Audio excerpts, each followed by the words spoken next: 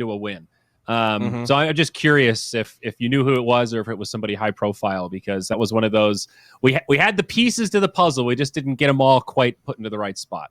And that can be kind of a problem with the Tidehunter, though, as you're mentioning. Like, I remember that was one of the things that I first started to realize when I started playing more offlane, was just like this idea of some offlaners need a lot more to really flex their influence in the game. You know, you tend to think about like Tidehunter and Darkseer, at least those have been like some of the big ones in the pro scene in the past. Like, they have to reach a certain level. Like, they want to be near the top of the net worth. They're not a Centaur who can get this blink and just be happy. It's like, you need a few more key pieces to really take yourself to victory. And so when the lane doesn't go perfectly, you are going to need that little bit of time. And when you have a couple of cores all fiending for that extra gold, you run into some issues. Well, let's hop into our draft here. We've got some bans and picks underway already. The Nyx Assassin and Coddle taken out. And we'll go into an Earth Spirit Shadow Shaman opener. So Shadow Shaman, not his first appearance here in South America in week number 1. He's actually been getting just a little bit of love. I love this guy. I feel like he's pretty good. His charge is nice. He pressures towers really well. He lanes pretty well. His base damage is incredible. I love it. Yeah, he's just lots slow. of shards for the Shadow Shamans that I've seen. Yeah. That is their jam. Gives him all that extra utility. It reminds me a little bit of almost like the Death Prophet Aghanim's. Kind of like the Terrorblade one also. You know, you're not completely reliant on that big cooldown. You can still chip at structures and contribute a little bit more. But now Puck gets picked up as the Fairy Dragon makes it through the initial banning couplet into a Wraith King. Seeing more and more of these tier 1 position 1s banned out in this second phase. So they're going to grab the big boy now while they can. Yeah, we might see this a lot. Oh, sorry. Go on. Oh, I was gonna say we might see this a lot, just like we used to the previous patch, where when that started happening with all the position 1s, like the good ones, as you're saying, being banned out in the second phase, we started seeing 4th pick overall being prioritized for position 1 heroes, because they would take the pick and then immediately ban the other position 1s that tend to be very good for this hero versus this hero, or like maybe that really shut them down in lane if it's a specific off laner. I think the Timber pretty annoying for the Wraith King to deal with. I think. The thing that I was going to say before is that it was a game played on Peru servers, right? So now Crewmates might have the advantage. I feel like even though it was on Peru, Analog destroyed middle. I was looking at the CS, and I think he really, like, Ember Spirit was almost behind the Coddle in net worth at 10 minutes. Coddle had like a Veil, and Ember had 3,000 net worth. So we'll see how that goes when Analog has the... Analog is the mid player for Crewmates, for everyone watching. So we'll see how that goes in this battle now with Brazilian servers.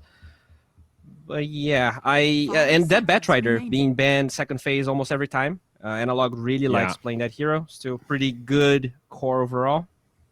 It's weird how Bat has gone back to this respect ban against key players, but not in every game ban. Yeah, I thought he was still, kind of up there with Nyx, especially with Nyx getting first banned every game. I would have thought that would lead to some potential Bat openers, but we have not seen that. Yeah, I guess like some of the other counters are like decent heroes right now. Like, there goes the Monkey King too. I mean, like, let's say they go bad or something. They could have done like Puck Vengeance stuff too. But our other 5 we talked about, the Witch Doctor comes out, so this will be the Shaman 4. Hopefully. Hopefully not a mid shaman. Yeah, I think he's a better 4. So I like this. The Shaman Centaur lanes have been a classic over the past couple of years. We've seen the 5 every once in a while, but I would agree that the 4 tends to work out a lot better. So there are a couple silences though on the side of GP, right? You have these 2 supports that are squishy, and if you just jump with the Puck or with the Earth Spirit, I feel like they get pretty sad. They cannot do anything, and they're so hard to... and you can't itemize either. Yeah. It's like you can't just buy Ghost versus these 2 heroes, right? That's your cheap save versus a lot of heroes at position 5. Yeah. These guys, you need like Aeon Disc or something. You need like triple Fluffy Head or some really weird build. Okay. Tidehunter, huh? 10 seconds. Okay, and the Invoker, yeah. So Alacrity for the Wraith King now, pretty good. 5 seconds remaining. That's a lot of AoE right now from Gorillaz-Pride. That's what I see. Big team fight. Yeah, it's more the Witch Doctor against the Tide that makes me just a little bit nervous. If it is indeed that Witch Doctor 5, he's one of few supports that can enable ordinary ones to threaten the Tide a little bit, especially once level 2 Maledict comes out. Yeah, I don't see Earthspear being able to like leave the lane, that easily. Exactly. It's one of those, it's not an Ursa or a Monkey King, so Tide's kind of happy, but it reminds me of the like Bristleback into Witch Doctor. It's really hard for the Bristle, harder than you think it's going to be in most games. Maledict's not a hard spell to connect with. Yeah, I feel like the lane could be a little hard for Tidehunter, but he's a hero that can recover really well, and once he has a Blink Dagger or has a couple of items, I don't feel like he cares about Maledict later on. That's true. But yeah, the lane can be a problem. But hey, he can't cracking it off, Bowie, so what's up, bud? Boom. Gotcha. Venomancer. Team ban. Okay. Force Classic that shard versus out the of the Wraith King, Invoker. and yeah. Probably Won't be the PL mid, unfortunately, but still good against Invoker. Yep. Those were the days, man. Those really were. Poor Man Shield. Yeah. Woo! That's the second time Crewmates is last picking for the offlaner, huh? Remaining. I'm pretty sure it's Yeah. not going to be 5 offlaning seconds Invoker remaining. or Wraith King. I think it was Sacred in one series that we cast yesterday that also always got the last pick for the offlane. With the Enigmas. Yeah, it was Enigma and Bristle. I think the Bristle didn't really work that well. Enigma's looking all right this game, actually. That's true. Maybe They a could little bit also- slow, but They could try having a go with the Centaur. That Slardar is still in. There's quite a few offlane possibilities. Pretty much everything but Mars and Timber. Yeah. Slider is a little awkward just because, or 10 sorry, seconds Centaur's a little awkward just because like team the ban. Stampede Oh. doesn't really save you from these guys. So I don't think I'd really. Yeah. Okay. I mean, at the same time, it is a good laning duo with the Shadow Shaman. Take the Legion out. it's good cover for Wraith King too when he comes back. 10 seconds remaining. What Depending do you on what like the here? last pick is here, your guy Underlord might 5 end up being kind of seconds okay. remaining. Oh yeah. Yeah, I like it. Actually, I Yeah, that guess sounds the pretty Phantom okay. Lancer is kind of a problem because he can drain the Underlord mana. But Yeah, I feel like that applies to like everyone though. It's like true. just like whatever you. offlaner just hates them. Mhm. But yeah, if you can find like a ranged one that works, it is maybe a little bit better or higher mobility. They take the Elder Titan. So that Puck Oh. could maybe they are assuming 10 Puck is seconds middle for remaining. Gorillaz-Pride. Mhm. If they're gonna last pick a 5, seconds what is remaining. the play? Maybe I actually kind of like the Venge to just roam level 1 and to snap a coil, but The Grim. Okay. they just go back for the Grim. There's some nice utility. Not quite as good than last game, against the Wisp, but I think Grim is still just a little bit underrated. Very they solid have 3 support. silences. Really annoying for those supports to play. Yeah, 10 2 supports that seconds rely on remaining. channeling too. Mm-hmm. Yikes. If I'm Gorillaz-Pride, I am remaining. taking the Tide, the Earth Spirit, and the Grimstroke, and I'm running at Tide's lane to try and get a kill early. To try and Yeah. help out his lane versus the Maledict. True. Yeah. Give him like a little bonus, right? Like Gush, Roll, and Inkswell is like free. Or they could even just use the Stroke of Fate, depending on who it is. Like it looks like a really nice kill at level 1 at the Mhm. bounties. Trying Yeah, I to use the wouldn't be nighttime. surprised if they do that. All right, who wants to lane with Shadow Shaman? Who's What's, coming in? what's good against PL? That's my other question. I guess Lash is good, but it's banned. Viper isn't terrible. Do we still like the Underlord? I think that's not a bad selection still. Yeah, it could be good. It's good not a and bad. particularly good pairing with the Shadow Shaman, but it's some catch. It's nice There against you go. PL. And Choose your hero. oh, I do like Undy versus PL. It's like you have this easy AOE to help just find the real PL anytime there's a cluster of illusions. It's just real handy. Yeah. Mhm. Well, see if Shaman can actually make use of that space at all. See if he like roams around. Yeah, I'm cynical. I think it'll be a hard Shaman game. I think we saw a pretty similar draft yesterday with the Wraith King Underlord. I really like the idea of it. You have this tanky boy. In case the fight goes wrong, you can always save everyone or at least save him. Good lanes. You have this Underlord versus PL. PL not going to have a good time. You have the Wraith King Witch Doctor versus the Tidehunter. and even middle. I guess the middle is probably the hardest lane for them, because if you go Quaswex, Puck can dodge most of the spells. If you go Exort, it doesn't really do that much to Puck anyway. You're an Exort Invoker. That's and you don't have good Exort pairings in this game, really. I mean, you have Shackle into Sunstrike, but other than that, it's not great. They have so many silences. Yeah, he's probably gonna go Quaswex, but yeah, I like the lanes from Crewmates. I feel like this is a much easier draft to execute than the last one, so I like their chances here. Yeah, I look forward to seeing how much pressure they can put on Benjaz. I think that's going to be a pretty big key to this game, and to see how they want to mitigate that as Gorillaz-Pride. Like, how can they make sure his lane goes well? I think it should be pretty action-packed down there.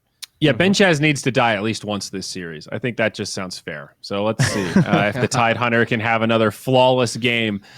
Gentlemen, Gary, Theben, what do we think about Game 2? Are we going 2-0 or are we going to a Game 3? I really like Crewmates draft this time around. I don't know about you, Theben, but at the very least, it's much more well-rounded than the Game 1 draft they had, right? Listen. Crewmates are gonna have to earn my trust again. Hello. Oh no. Okay, they heard me. All right. What I said was, since you didn't get to hear me, Crewmates are gonna have to win my trust again, because after last game, I lost a lot of confidence in these lads. Hopefully, I'm hoping that it was just a bad game for them, because yeah, like you said, this game they have plenty of disables. They got a very easy to execute draft. That being said, Benjaz on this Tidehunter, I think he's gonna have a lot of impact. I really like Tide into Wraith King, especially for the early game with your Anchor Smash killing off the skeletons. That's one of the ways that Wraith King has a lot of impact during the laning stage before he gets to Radiance as well. So let's see how that goes. And I hate also betting against Puck. I think we've mentioned this before. This hero is just so good right now. Yeah, I think Bowie said it, having all these silences, the Puck, the Grimstroke, the Earth Spirit, all of these heroes so good against the squishiness of Invoker, the Shadow Shaman, and of course that Witch Doctor who could get picked apart quite easily. But yeah, winning your trust again, do you feel like it's a different draft for sure, but do you feel it's a similar strategy for Crewmates to kind of group up as 5 and play that unit again? Much less, because you're just going to have the Wraith King AFK jungle for his Radiance, right? And then he's just going to be able to play off his timings. Where last game it was like a entire team effort to group up and do it, because it would benefit every single member of that lineup. This game is just like, okay, Wraith King gets his Radiance, then you go. And then we turn into the Death Ball. Well, up at top, Shadow Shaman there with the Underlord. We'll see how they fare against the Phantom Lancer and the Grimstroke here from Gorillaz-Pride. Mid lane is that Invoker against Puck, as Analog takes on Tau. And Earth Spirit with Tidehunter. The panel was saying that Dismar potentially has to stick around here because the Witch Doctor with Maledict does offer a lot of threat on the Tide. I mean, Wraith King Witch Doctor here straight away onto the Tidehunter and just whacking into him. That's irritating. Very good pressure. I mean, is this like the 3rd or the 4th time we've seen this late? Witch Doctor plus Wraith King. And it's been doing a lot of work.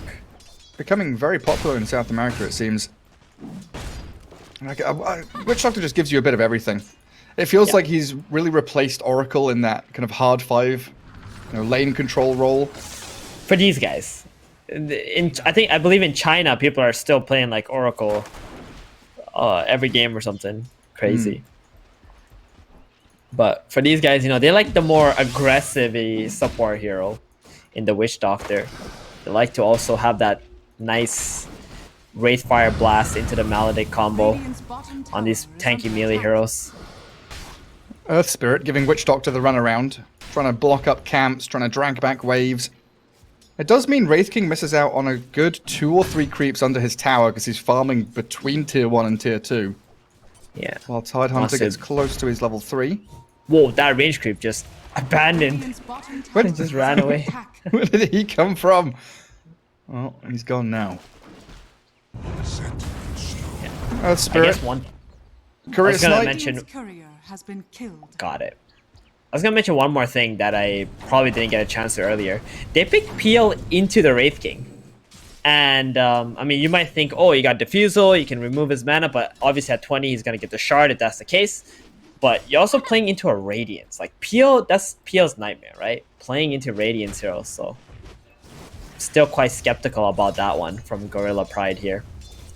Yeah, you're right. It's kind of interesting. Like, we used to see Lifestealer Radiance, Wraith King Radiance, Kunkka Radiance, you know, these heroes that are tanky strength heroes that don't really do well against PL, but that one item can change it.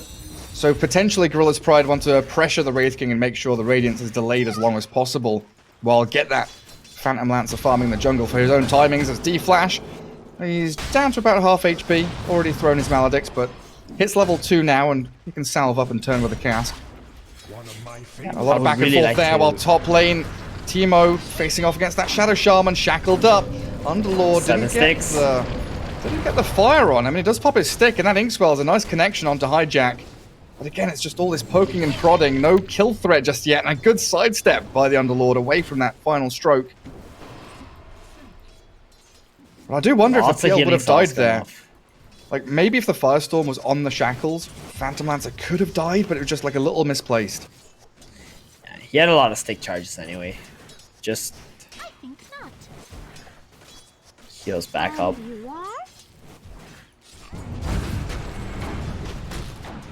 What I would like to see in this game though is Flash actually leeching more XP from this bottom lane, because only level 2 right now.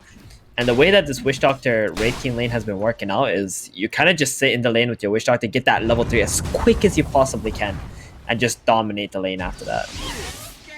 But he's been playing too much around Earth Spirit. Yeah, well, it's going to work out in this occasion. It looks like Dismar's going to drop to the Maledict, try to contest that bottom rune, but realized a little too late that Witch Doctor and Invoker were both there. So yeah, first blood goes to Crewmates. Earth Spirit will be able to TP mid and refill the Puck's bottle though, before he goes back bottom.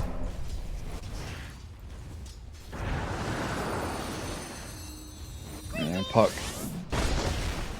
still doing pretty well in this lane. Alright, he didn't TP to refill his bottle. Teemo dies. Inkswell's there from the Grimstroke. But Phantom Lancer trying to contest the pull on the large camp means that potentially not only his life is forfeit, but a double kill in the top lane for Crewmates. 3-0 start out of the laning stage.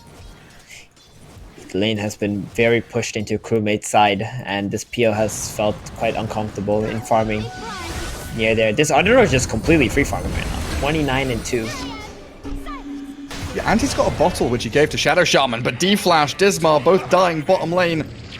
Tidehunter's running forward with their help of the Puck and the Grimstroke. They've rotated into the Wraith King's lane. Orb with the Inkswell, and that's a double kill for Tidehunter. He's getting big. Yeah, he's got that Morbid Mask as well. It's going to be extremely hard to kill now, especially if you drop your skeletons. Because he's life-stealing off of all of them, right? Exactly. He's going to heal so much. I like the build here from Benjas. Untouchable Tide. Because then, yeah, because he's got Soul Ring to keep Anchor Smashing, Morbid Mask to keep his health topped up. He's just going to self-sustain in that lane, which allows Dismar's Earth Spirit to roam more freely. Play with this Grimstroke, play with a Puck. Get aggressive on the mid lane as they do attempt to line up an initiation. Tornado from Invoker, and that's going to actually dispel off the Inkswell too. So Earth Spirit not able to get there. Now with a coil and a roll, they've got Reveal with the sentry dropped. Kick him, but not snap the coil. A little bit awkward. Trying to finish off this Invoker. Witch Doctor's now arrived. They've healed the Invoker up. He needs a couple more hits to finish him off. The Orb just about scratches.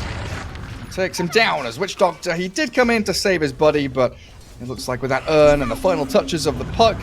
Oh, a bit wonky there, but Earth Spirit closing the gap. Oh, this Witch Doctor's on 30 HP. Can you kill him? Observer Ward dropped, so they know he went northwards. It's a long run away by Witch Doctor.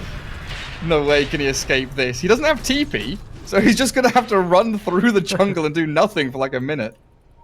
They're still looking for him. Where did he go? He's back in the mid lane again. They see him now. Hey, D-Flash, what up? Run for what? Should have. It would have been better if he died like a minute ago. Yeah, he's lost a lot of time to get experience. That's for sure. Earth Spirit doesn't really mind that. He was roaming anyway. Yeah, that's true. Now, a big point here. We've talked about Wraith King builds, we've talked about the Radiance Rush. this phase boots quelling stick with a couple of branches, but I see an armlet queued. No. Is under attack. No. Dire structures are fortified. You're against Phantom Lancer. Why? What business do you have building an armlet right now? Like, just get the Radiance and make him useless much quicker. So you feel that's suboptimal? Dire's Yeah, top we've seen tower these is builds, under right? The different builds, and we've also come to the realization that it's either like you're going Radiance or the other optimal build is like you're going Midas into a Radiance. Like, the armlet just hasn't been working out that well, unless you're against like an anti-mage or something. Yeah, and then you can maybe fight early and farm at the same time. They're having a pop at this Tidehunter. tower. He's just such a tanky boy, though, and Maledict is nowhere near enough to actually take him down. And that tower up at top, Hijack clears it up. Phantom Lance has dipped back into the jungle, and they've left him alone there. Grim and Earth Spirit have both been playing mid for the most part. And Underlord, he's huge. 4,500 net worth already. Witch Doctor He kicks is. back. They absolutely dominated this top lane. Grim PL. They're trying to kill the PL now. Is under attack. Doppelganger gets him away from the Shaman's shackles. getting low. And now the Here puck comes the coil. rotating. Yeah, they've got the damage. No! Oh, it doesn't drop it. Oh, he Oh, didn't drop greedy. the coil. Very greedy. He didn't want to use that 80-second cooldown or 56-second cooldown. He had an arcane rune. They should have just popped it. Get the Shadow Shaman kill. It's now bottom lane. The Tidehunter's the one that's being surrounded. Forced to ravage in a 2 versus 3. Dismar is nearby. But a Tornado Cold Snap's going to catch him up. And the Tidehunter being sliced and diced by Wraith King. But the Maledict ends and a kickback will secure safety yet again. It's alive. He wants to maintain that 0 death in this series. Does not want to die. Oh yeah, you're right, because he went like 6-0 and 20 in game 1 on his Centaur, didn't he? Yeah. So as I already mentioned, he wants to see Benjaz die, and Benjaz is like, what do you mean die? Not happening. Doesn't know the meaning of it. So what becomes of this Underlord? What's his job now? Just, standard Underlord things. Buy team items, be tanky frontliner, cast your Q every time you see the Phantom Lancer. Slowly maybe slug root him. around. Well, we've used a Yeah. coil for a Witch Doctor now. Tower's decided it is worthwhile to pick him off. The Hex and the Shackles, though, with the Serpent Wards and Puck phase shifting, but caught inside Rooted. the Pit of Malice. He is rooted and dead. They find the Invoker on the right-hand side, though, as that Tidehunter Earth Spirit combo up together on him. Trade for the mid laners.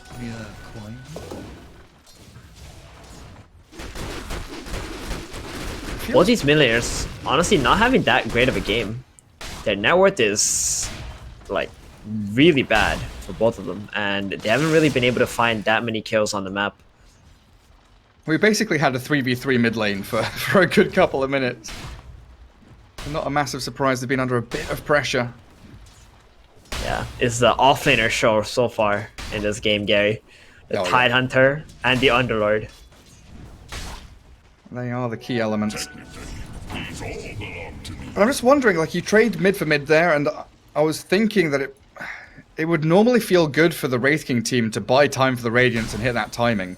But it probably feels better for the PL knowing, like, they've seen his items. They know he's going armlet. He's got the Blades of Attack, the Gloves of Haste. Yeah. I just hate the fact that his Radiance is going to be slowed down further. Well, this is a big because of kill this bottom. armlet. If they can Huge get the kill if they get Underlord the here. Focusing towards Witch Doctor, though, changing Silence tack and first. going off the Hijack. Now they've got him all caught up in the coil, and down he goes. Witch Doctor going to be collateral damage on the side as D-Flash going to try the optimistic TP. He almost got that Dark Rift off, but the Silence came out first. And they have plenty of damage there anyway. Big kill. Gives Benjaz a chance to try and leapfrog this Underlord. And maybe also try to do some tower damage here. They left bottom pretty quickly to defend the mid tower. So he doesn't really have any other heroes helping him bring this Radiant's tier 1 bottom down. tower is under attack. Radiant's He doesn't need help where he's going. fortified. Yeah, just keep chipping away at it. Yeah, and looks like That's not Hijack bad. he wants nothing to do with this bottom lane either. He just wants to go mid, play with the Invoker, maybe try to pressure up that mid tier 1. So there's no ganks that'll be happening from Gorillaz-Pride onto the Wraith King, since he'll be so busy defending the mid lane. And it gives them nicer access into that triangle, like into both jungle areas from the mid lane, right? If you have an inkling of where that PL is, go hunting for it. PS actually gonna have Diffusal Blade and about 100 gold. I wonder if they're gonna fight with they will fight with that. Like knowing G-Pride, they will 100% fight with that, with the Ravage. Oh, Maybe get a D-Flash. kill on the Wraith King. Poor little Witch Doctor. The Underlord, like you said, he didn't want to be anywhere near this bottom lane, so Witch Doctor's like, oh, I'm going to soak some experience. Mid lane, Tornado EMP onto Illusions, I believe, is the roll in with the Inkswell. Ravage on top the with his Invoker. Analog Oh, nice Invoker. kick. The Dark Rift doesn't work out. Beautiful from the Earth Spirit. Really gorgeous stuff there. Very Dismal, make nice sure kick. that Invoker does die. Bottom tower is under attack. I was gonna be like, that Ravage is not gonna do a lot if the Invoker gets away here. Very And they get the tier 1. Has fallen. Radiant's bottom tower is under attack. See, this right here is like the keystone. This is the big problem. Like, maybe you're thinking we're whining about the Wraith King's item build, but he has Armlet. You know, it's accelerating his farm in the jungle. Sure, fair enough. But with that Armlet, you would think he would want to fight in that mid lane, but he is still just jungling. So if your plan is to just jungle, why not go straight Radiance? Yeah, would you rather have like 1,300 gold right now or a relic, right? Yeah. Like if you didn't buy the armlet, you know. So Right, that's exactly that. Radiant's bottom tower is under so before attack. he can even get to this Radiance, I think G-Pride have like 2 opportunities to be able to take a fight. Right now, they're waiting for the Ravage to come back off cooldown. But once it is, they are just gonna run at Crewmates. Especially with the way this map is opening up for them. They're trying on the Tide mid. Maledict, Death Ward down to half HP. He is dropping low, but the reinitiation, the 3-man, 4-man, Magnetizer the PL, he has arrived. Onto the Shadow Shaman we go, and the Dream Coil is going to pick them all off. This is the opportunity you were talking about. Well, Wraith King is still bloody in the jungle. He is farming neutral camps while his team is dying. They've been slaughtered, Yeah. and it's a triple kill for Teemo. And that was such a nice backup there from G-Pride. As soon as the Tidehunter got jumped, they just brought everybody in there. And they spent so many skills on that Tide too. He doesn't even die, he just like sticks up, clicks his hood. Maledict is not killing him any longer, and that's only a level 3 Maledict as well. Very under-leveled Witch Doctor. Dropping their entire load onto Crewmate's side. Radiant's bottom On tower Crewmates. is under attack. Whew. PL, he's a big boy now. Look at his net worth. I mean, PL and Wraith King were near each other, but after that team fight, he's enormous.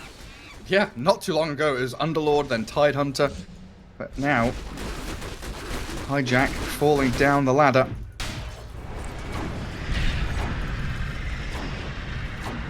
Wraith King sticks out top, 1500 till Relic. But their map is going to be getting smaller and smaller in the next couple of minutes, waiting for that next real opportunity to pop out a Ravage from Tide. Yeah, if he had like a Radiance right now, I think Crewmates would have a great opportunity to go and take some engagements against this PL. Wouldn't feel too bad. But now I feel like he needs to get Radiance, and then he also needs to wait till 20 minutes for the Aghanim Shard buy as well. So the PL will not burn his mana. Yeah, true. And it's also a really sticky situation to be in. You know, very often we use words like farming pattern, talking about how people are pushing waves and shoving. But when you're the ones defending waves over and over again, and you've got one lane you're farming in that top lane where Wraith King is, and everyone else is just waiting for waves to come in, like, yes, you're getting gold little by little, but it's not efficient by any means. You're not farming jungle camps, you're not pressuring the map, you're not actually accomplishing anything apart from stopping your opponents from taking objectives. Oh, Puck Puck. DC there? You're just going to orb away. Fair enough. Maybe baiting, trying to trick this Crewmate's side into taking a battle in the mid lane because they are here with the Tide. Ben just feels great. He's got the Ravage up, he's got a pipe for his team. Top tower is under attack. They're just running at him. This is what we meant. As soon as the Ravage is back up, they're just gonna go in. First, they took over the triangle area. PL is in there farming right now. And now the mid, kicking this Wraith King out. Wait, they can actually down. kill him. They just want to Gonna burn get his him mana twice. first. It's a good Maledict Death Ward. Tidehunter does get the Ravage out now, and Witch Doctor's going to get focused down by the PL. Dark Rift comes from the Underlord. They're soulbound up. Wraith King's first life. He's armor toggling. They're going to kill off the Underlord, so the Dark Rift is removed, and now onto the Wraith King we go. First life gone. Can they take him a second time, though? Because Tide and Grimstroke, they are stuck on the high ground. Tao is also going to kill off Analog in the bottom lane. Earth Spirit pairs up with the Puck. Yeah, Shaman and Invoker were bottom with the Puck and the Earth Spirit getting the kill onto the Invoker. So they lose 3 heroes and the reincarnation of the Wraith King. He's still 400 gold just from the Relic.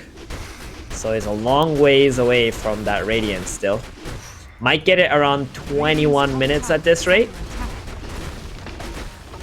Okay, where's his GPM? His GPM is 420 on the Wraith King. He's blazing it up in the jungle. So he needs what? 3 or 4 lots of that? Yeah, it's gonna be 4. It's gonna be like, yeah, you're right, 21, 22 minutes. And by that time, this Phantom Lancer is gonna be monstrous. I'm being generous, you know. I'm expecting his team to get at least 2 bounty runes, but if they get none, then yeah, it's gonna be much later for sure. Yeah, maybe if the Tide gives him the Philosopher's Stone, hand it over. Give him that gold influx he needs. Yeah, Grim Philosopher's Stone, that's gonna be nice. Hey, he's already got a decent amount of money saved up too. Ooh, I would love to see actually an Aghanims from Grimstroke later this game, if it goes that long. That's what you were thinking, weren't you? I was literally just about to ask, do you think he rushes Ags? When I saw how... Oh, another kill? I mean, they get the Witch Doctor, but there's also Shadow Shaman that just picked off as he tries to TP. Yup. You can see if Shadow Shaman is mentally checked out. You know when the player just sits there and not trying to get away or anything, accepting their fate. Yeah. That's real bad news. Yeah, Wraith King farming that same ancient camp over and over again because he's got nowhere to go. Tidehunter cutting waves down bottom as well, allowing that tier 2 to be chipped away at by the creeps. And then you've got that overarching objective of Roshan still available to Gorillaz-Pride. If they do win a team fight, they've got so many options to push down mid, get into Roche. And it's just another one of those gigantic. He's gonna get to Heart at a really fast timing too. How many bounties did they get? 3 so far? Oh, Analog might be able to snag one up. Yeah, 1 bounty rune. The thing is, Wraith King can't even get to a shop to buy his relic. Nah, he can't. Oh, nice glyph on the creep wave bottom. Puck is toying with the Wraith King here, but it does have backup. Oh, okay, Earth Spirit's rolled into mid instead. They go on the Witch Doctor as the easy pick.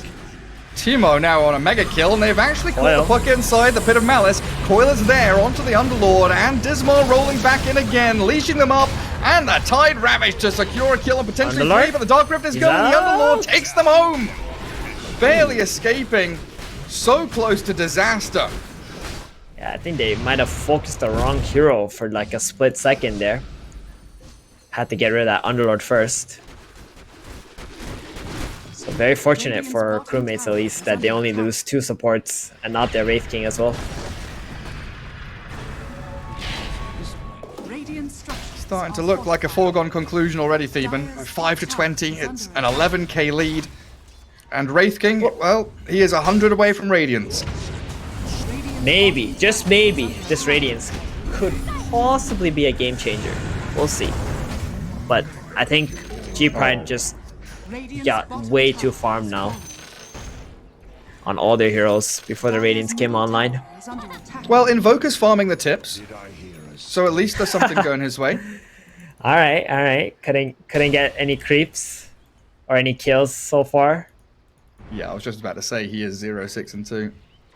It's a hard game. It's a hard game for everyone on this Crewmate side.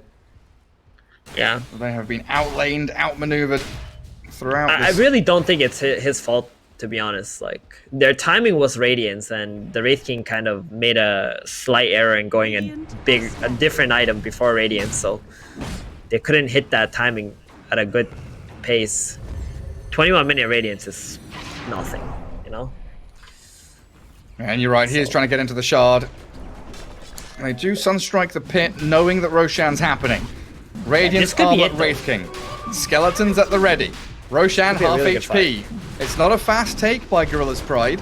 It could be a good fight, you're right, as they sprint forward, but the roll connecting onto Hijack starts it off on the Underlord, which Doctor's nearly dead immediately as the fight kicks off.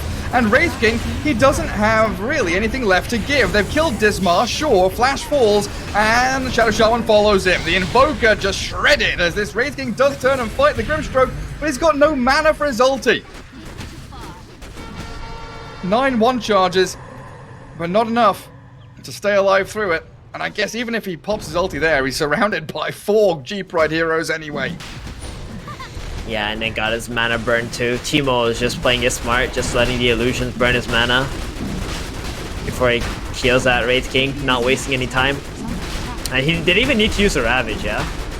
So. Really? Okay. Yep.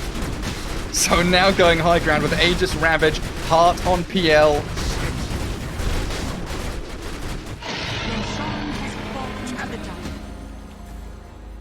And Crewmates back to the good old sit back and wait for waves to come crashing on our base.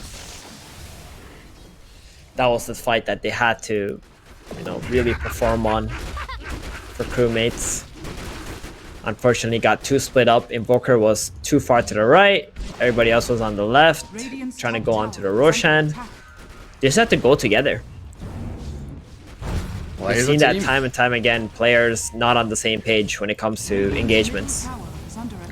Alright, who's dying? Because Gorillaz-Pride, they're initiating on Wraith King top, on Invoker bottom. Invoker's dropping, but there's a Hex and Shackles. Puck has been picked off, while top lane, they do get the kill on Wraith King. Again, no ulti for him.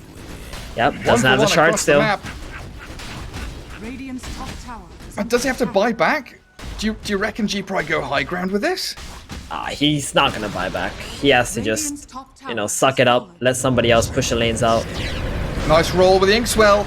It's gonna connect the Inkswell stun on to the Underlord. Death Ward Maledict. D-Flash throws it all in with a Sunstrike to boot. They've killed off Dismar. Good Ravage though from that Tide. It is beautiful. Spectacular initiation again from the Tidehunter as Puck has returned to the battle, buys back, TP's in, and closes this game out. Surely now there is no return for the Crewmates. Invoker. He ain't even coming back. He's like, guys, I can't do anything. Let's just wait. High push bottom lane. They might give up one side. Just play for the next side with the Radiance and the Shard. Get all your heroes alive again. I mean, if the Wraith King buys back, he would have died instantly running in there, and then it would have been definitely a GG. So at least right now, they're going to try and drag the game out.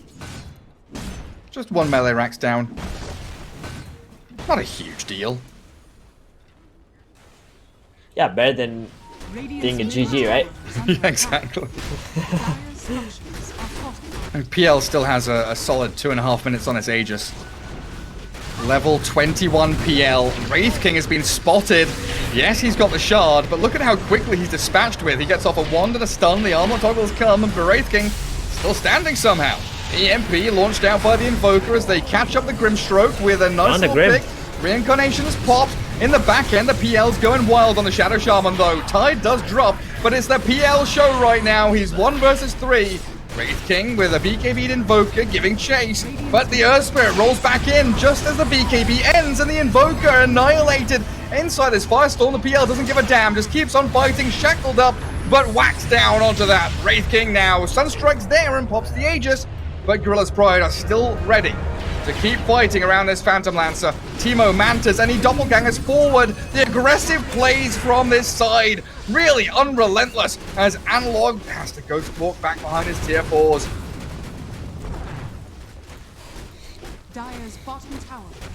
Wraith King didn't have his reincarnation anymore. He used it when he was trying to kill the Grimstroke. Oh, nice Sunstrike. Okay. Alright. He did have to buy back on Invoker though. It was a nice effort with their BKB to make some fights happen, but died in the end. Had to buy back. Still no real item progression for the Invoker. Witch Doctor? You okay, bud? Death warding an illusion. And now getting jumped by the puck. Ghost Scepter and back he goes. Feels so bad playing a Witch Doctor against a PL. You throw a cask and it doesn't do anything because there's so many illusions everywhere. Radiant's middle tower is under attack. Oh, I've cast some illusions. Go me. Oh, Zyori got his wish too. Completely forgot about that. Oh, he died. Yeah, Tide Tide did did die die once. earlier while they were diving the tier 3s. 4-man coil. In we go. The BKB from Invoker's forced to come out. They've got the Hex and the Shackles onto Tau, but the Ravage. Tidehunter comes in clutch again, allowing the PL to sprint to the back lines, kill off the support. Shadow Shaman and the Witch Doctor both secured as the meatball comes down on Dismar's head. But the Underlord has got to turn tail and run as Analog, he's dropping so quickly. There's nothing the Wraith King can do in this situation. 1 versus 3. He can kill some supports and TP back to Fountain. But the Phantom Lancer is untouchable. Radiant's middle tower has fallen. Heart, Basher. Plenty of Yeah, look at fame. him. He's 1v2ing right now. Doesn't even need the tide. Wraith King gives him a good couple of cracks. They're holding the focus racks down. though. I'm not sure the PO can take this. He doesn't have Aegis, and Yes. the Wraith King Radiance is still extremely annoying. There's a Crimson Guard on his He's dead. Underlord doing He's dead. work, and Teemo, he doesn't have Manta or Doppelganger, you're right. That's a godlike streak. They hold. They hold. Nomad. The comeback. They held the door. Look at Wraith King with Mjolnir all queued up. He knows he needs to deal with these illusions. Yeah, he middle needs that. tower He is needs under that. attack. Man, I'm thinking about it. Dire's middle tower We would be watching a very, very different game had he just rushed the Radiance. I'm telling you.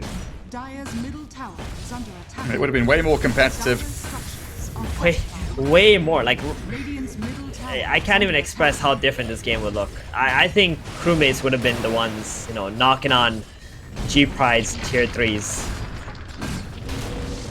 Well, they get a tier 2 for their troubles. Aghanim's Tide, throwing out the tidal waves of Gush. And yeah, that was a mid lane hold. Both racks still alive. If One he and can a half. somehow get to this Mjolnir on the Wraith King, it's going to be pretty enormous because he can use that charge, the Mjolnir active on himself, just run in. The PO is not going to be able to hit him with the illusions. And then if he finds like the Grimstroke or the Earth Spirit, knocks him out first. Yeah, we can see a comeback. Do you have to start paying attention to these buyback statuses as the puck makes a nice little play onto the Shadow Shaman. Plenty of support for him with Earth Spirit and Grim. Clear up that split pushing nonsense. Psychic Raise it. headband, Puck? On Oh, puck boy. again for like the Again, third it's game like- in a row. I don't even know. Maybe it's like coded that if there's a Puck on your team, you get a Psychic headband, no matter what. But it doesn't have an Ags yet, though, so... Not the biggest deal for now. Still pretty good. I mean, he went Dagon level 1. Veil, Force, Blink, Dagon, Puck. Wraith King, alone in that top lane, farming out an additional wave, and he is being zapped down by the magic damage, rolled upon, stunned, and where's the rest of his team? Underlord is nearby. They are trying to dark Get him him out. out of there. Everybody group up around the Uber. Alright, that was a 5-star Uber. We'll take that. Save the boy. 20 more seconds for reincarnation. Reset it. 10 more for fast spawn on Roche. But every time that crewmates want to come out of their base and make a play towards an objective, it feels like they've got to 5-man wipe Gorillaz-Pride. At the very least, kill the PL. Well, we're back in a position where Wraith King, Underlord, Witch Doctor, 3 Radiant heroes have buyback. Only the Earth Spirit on the Dire team has his. Everybody else pretty much cooling down.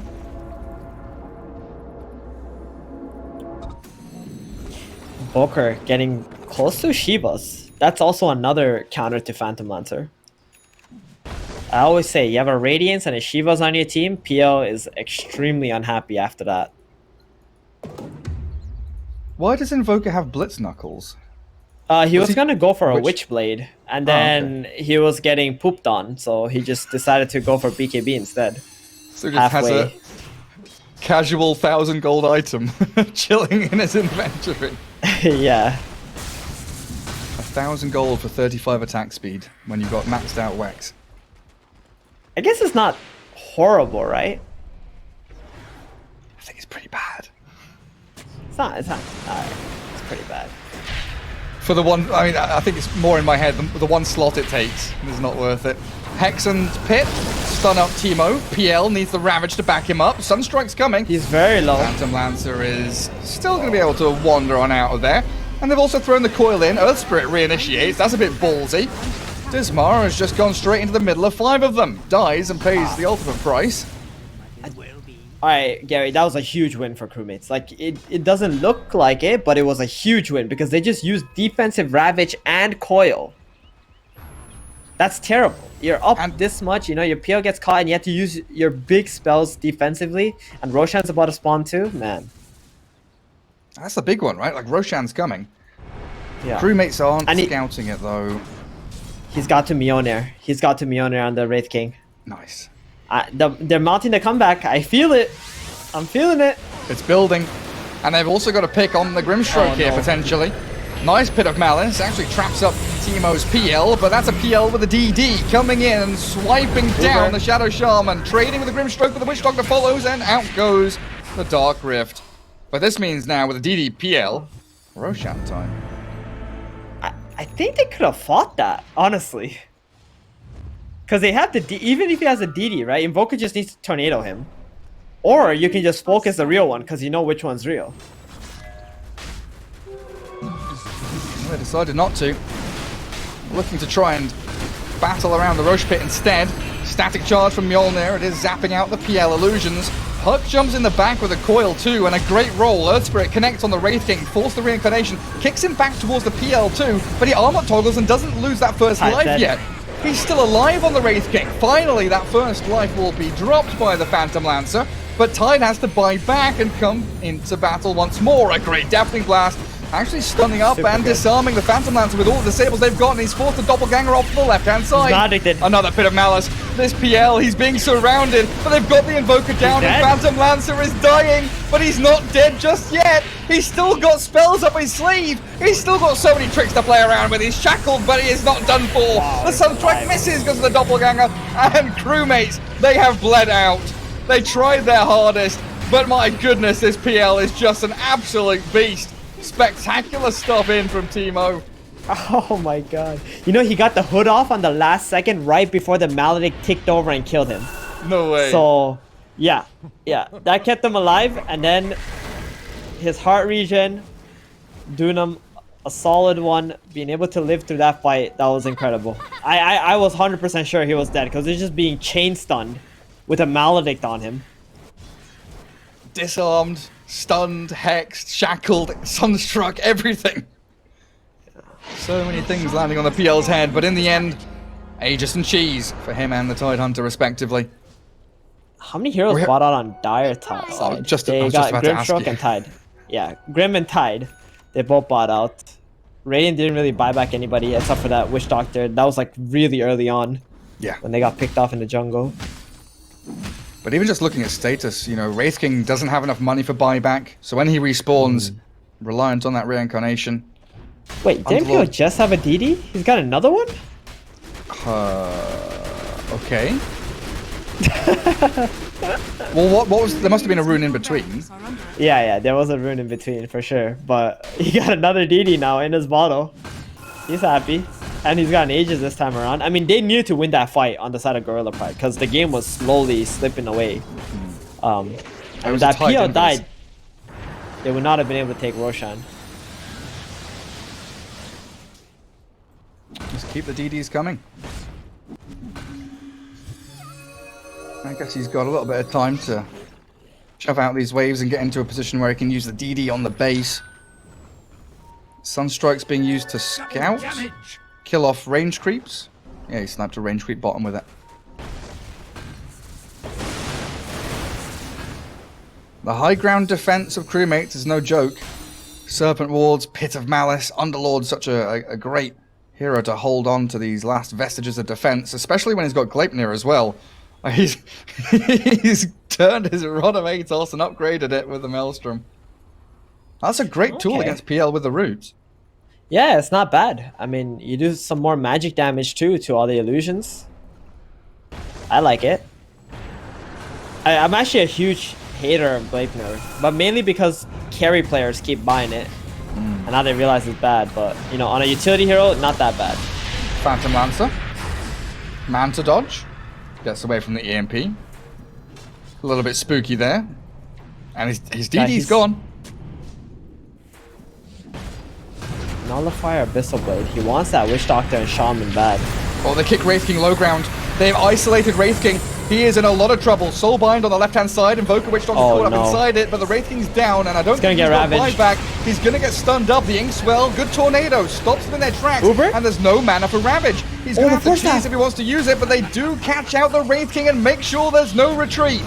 Dead for a minute and a half. And Gorillaz-Pride, they've made sure that there is no more carry here for Crewmates. The puck forced the Wraith King away from the Uber, so they couldn't get back into the base. Some spectacular stuff, like they've been kicking, force staffing, everything they've got. Oh, they've got double force staff, right? Puck and Grimstroke. Able to maneuver a lot of these heroes around. Oh, Wraith King probably wondering what he's going to do for a minute. Head over to chess.com, play a blitz game. Just chill for a little bit, because he's not coming back. Your entire base has crumbled down. Mega creeps are coming. And the tier 4s are open for the onslaught of the Phantom Lancer. Radiant's middle tower is under attack. Good luck, Underlord. Well, 30 seconds. Maybe he'll respawn in time. They've got Glyph on the Radiant. And they can buy time with the Underlord, but Puck with a 4-man coil and a roll in allows the PL to gap close, kill off the Underlord and the Shadow Shaman. It is all coming down now. Big Ravage in the Fountain too. Tidehunter makes damn sure they are not coming back to fight. They were waiting out the Wraith King, who would be alive in 3 seconds, but GG is now called.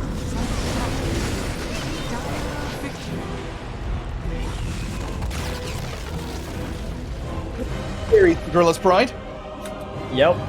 Very, very much so. I mean, in the mid game, it was kind of slipping away, but I wouldn't call it like G-Pride playing poorly. I think Crewmates just started to hit some kind of a power spike with their items and stuff. And I mean, we've said it like 100 times this game. Like, this guy bought Armlet and then he went for Radiance against Phantom Lancer. If he just goes Radiance first, you know, hits his timings a little bit faster and starts running at G-Pride, I think we would have seen a completely different game.